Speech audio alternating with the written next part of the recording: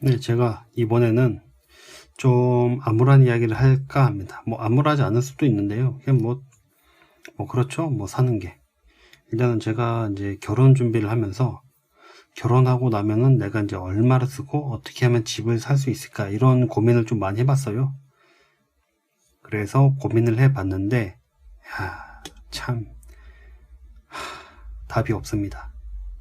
뭐 저뿐만이 아니라 다 똑같을 거예요. 나 어떻게 계산했냐면은 일단은 제 기준입니다.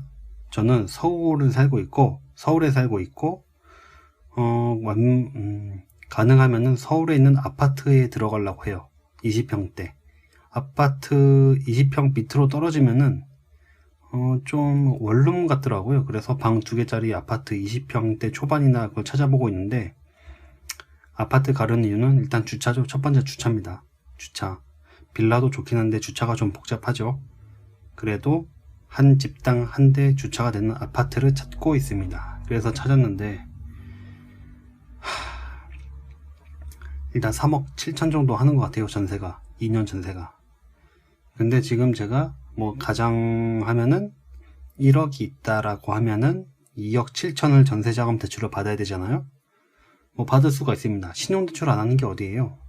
일단은 받을 수가 있어요. 그래서 2.6%의 금리라고 가정했을 때 2억 7천을 빌리면은 한 달에 이자만 58만 원이 나갑니다.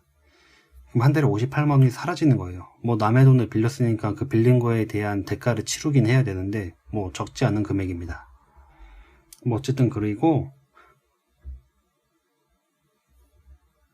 일단 결혼하고 나서 한 달에 얼마 우리가 쓰게 될 거냐라고 제가 가정해서 써봤는데 뭐 그런 내용이에요. 그냥 한 달에 58만 원이 나갑니다. 그리고 공과금이라고 하면은 뭐 개인 보험이 있을 수가 있고 핸드폰 요금이 있을 수가 있고 뭐 여타 뭐 기타 생각하지도 못한 게 또 있을 수가 있잖아요. 그래서 한 30만 원 잡았습니다. 뭐 좀 과할 수도 있는데 일단은 모자른 것보단 크게 가는 게 낫잖아요. 그래서 30만 원 잡았습니다. 그리고 개인 용돈 1인당 50만 원씩 개인 용돈을 쓸 예정이죠.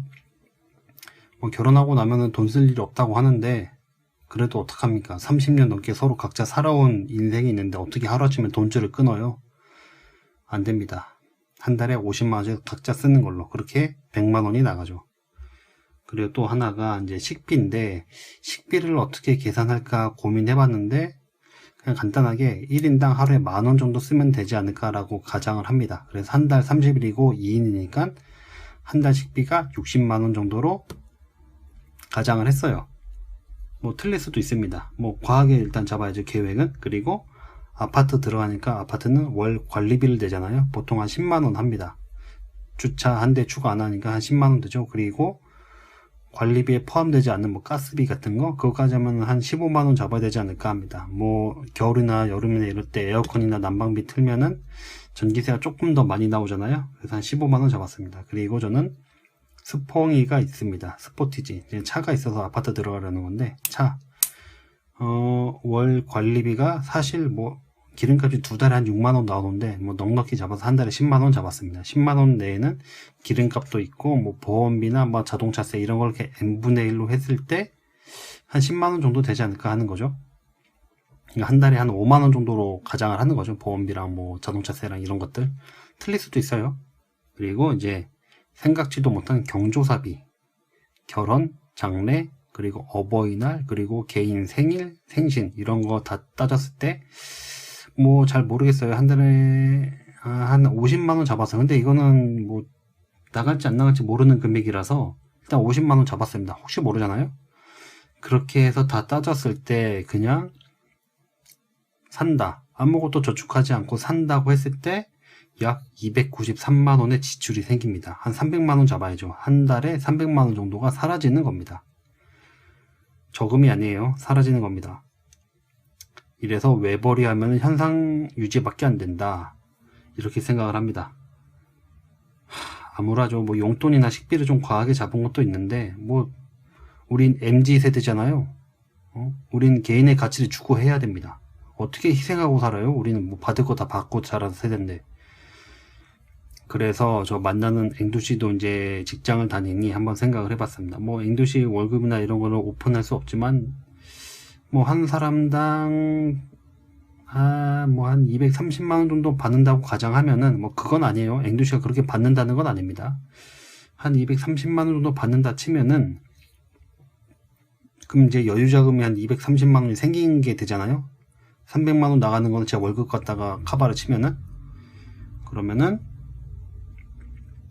한 230만원에서 30만원 정도를 통장에 저금을 합니다. 여유자금이잖아요. 이거는 그냥 언제든지 뽑아 쓸 수 있는 돈. 그리고 나머지 200만원은 적금을 냈습니다. 적금.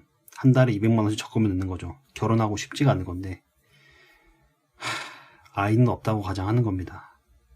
한 달에 200만원씩 부어도 4년을 넣어야지 1억이 돼요. 한 달에 12개월이고 뭐 이자까지 해가지고. 그러니까 집을 산다고 하면은 처음에 결혼할 때 전세자금 대출 받기 전에 1억의 현금이 있었으니까 4년 뒤에 1억을 모으겠죠. 그럼 2억이 됩니다. 그죠? 2억이 되죠? 그럼 현금이 4년 뒤에 2억이 생깁니다. 이대로 살게 되면은. 근데 현재 기준으로 제가 찾아보니까 26평에서 한 30평대, 30평대 좀 과하긴 한데, 그러니까 20평에서 30평대로 가정하면은 한 8억에서 한 10억 합니다. 요즘 짓거나 메이커 아파트는 10억이 넘어가죠. 15억 하는 것도 있고 20평인데도. 그런 걸 가정하고 약 8억에서 10억 정도로 가정을 합니다. 그럼 뭐 간단하게 10억이라고 할게요. 그럼 4년 뒤에 아파트 값이 또 오르겠죠? 지금 기준으로 해도 오를 겁니다. 일단 지금 기준으로 계산하면은 난 현금 2억이 있고 아파트 값은 10억이고 그럼 8억이 모자르잖아요. 그거 어떻게 해요 그거? 내 집 마련의 꿈은 없어지는 겁니다.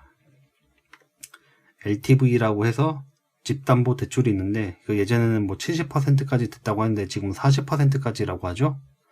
그러니까 10억짜리 아파트를 살라고 하면 6억의 현금이 있어야지 아파트를 살 수 있습니다.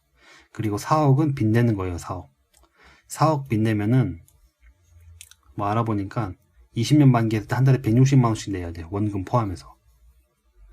한 달에 숨만 쉬어도 300만원이 나가는데 한 달에 4억 빌려서 20년 만기하면은 한 달에 없어지는 돈이 460만원이죠. 돈 많이 모아야 됩니다. 돈 많이 벌어야 돼요. 우리나라에서. 미치겠습니다 지금.